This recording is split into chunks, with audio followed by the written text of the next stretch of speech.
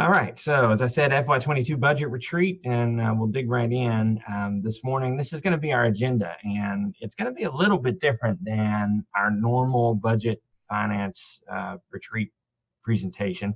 We've added this first step on the journey today, the budget story. And the reason that we've added that is because obviously the budget has gotten a little bit more complex than it usually is. Not just because of COVID-19, but also because of the revenue shortfalls that the COVID-19 pandemic has created, and also expedited urgency in terms of the fund needs, particularly in the CIP. So before we frame the budget for you for FY22, we sort of have to lay out the groundwork of the assumptions that we've made and the steps that we've taken as a staff. Now, I want to remind you that this is the beginning of a long journey in the budget process flow. It's really not even the beginning. We're about a third of the way through the process. And the budget process for the city of Williamsburg really begins in August most years with the planning phase. And we start taking citizen input through the National Community Survey. We transition into the GIO retreat around October. We start taking outside agency requests in October.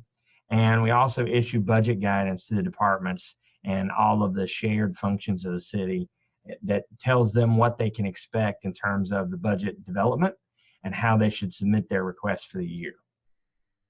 And that transitions us into the phase that we're in right now, which is the budgeting phase.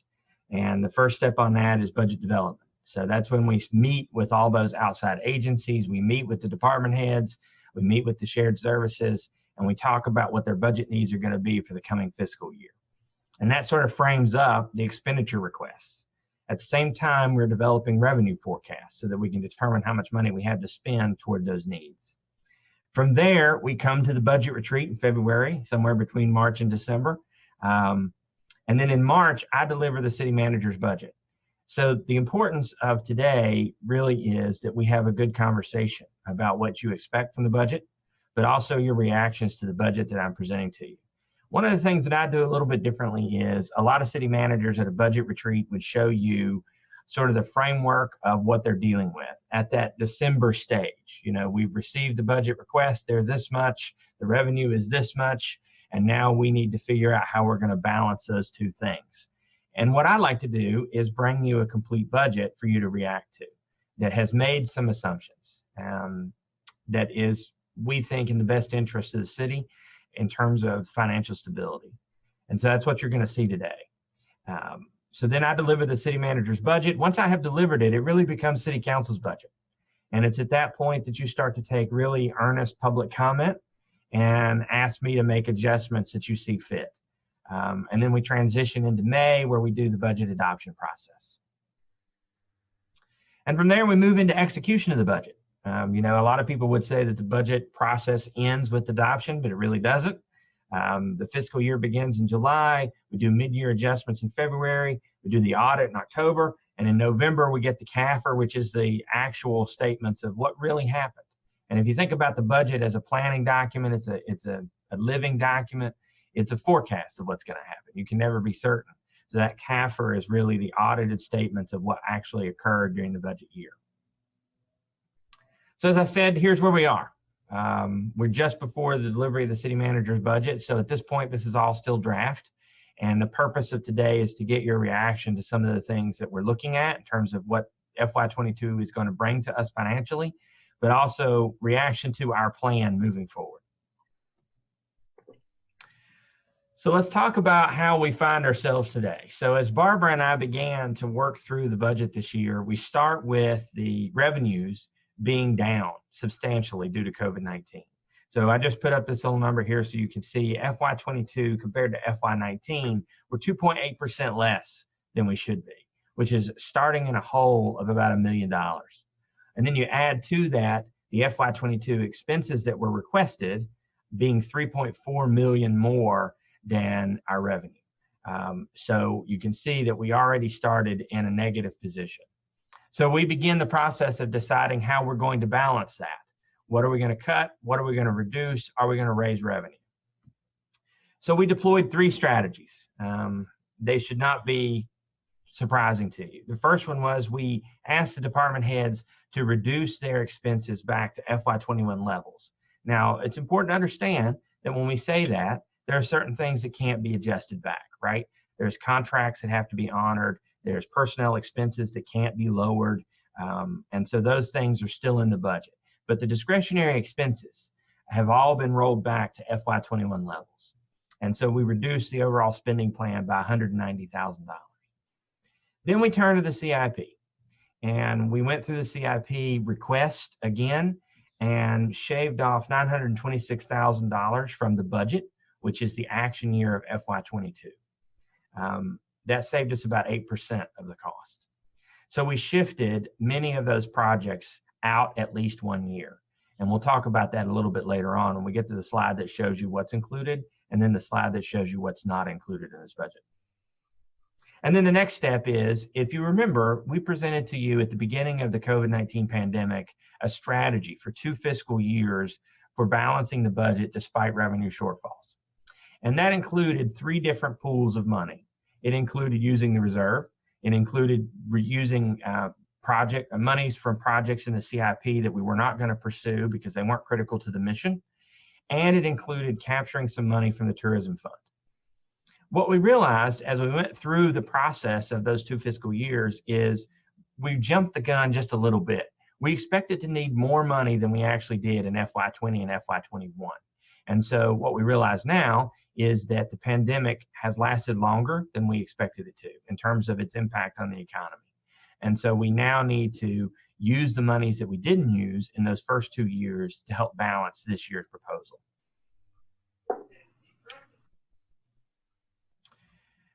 So now we come to the long-term problem. And what I want to do is I want to remind you that in the last few budget retreats and budget sessions, we have talked about, I would say for the last 3 years, we have talked about a structural imbalance in the general fund and in the CIP. And a structural imbalance is really simple. That's accounting speak for when a fund is spending more than it's taking in. And so you're relying on revenue from somewhere else, or you're drawing it from fund balance. Now, we fixed that problem in the general fund 2 years ago, and it's a good thing because now we've been talking about the CIP structural imbalance was the next thing that we needed to fix. And over the last couple of years, we've been making steps toward illustrating the problem and solving it.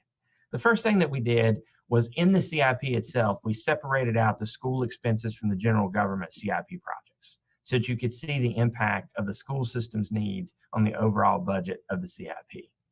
The second thing that we did last year, we separated out the general fund reserves from the CIP. Now, the reason that we did that was because, number one, we wanted it to be more transparent what the general fund balance was. And having the 2 funds married made it very difficult to separate out what was a CIP fund balance and what was a general fund balance. It also made it very hard to tell when the general fund was supporting the CIP due to the structural imbalance. And that difficulty played out over the last 3 to 4 years as the general fund continued to provide money to the CIP so that all the projects could be funded and move forward. Now it's very clear that there is a substantial structural imbalance. As you can see here, typically it's about $1.3 million. And that money comes from the general fund. Now, that's fine in a year when the general fund operates with a surplus.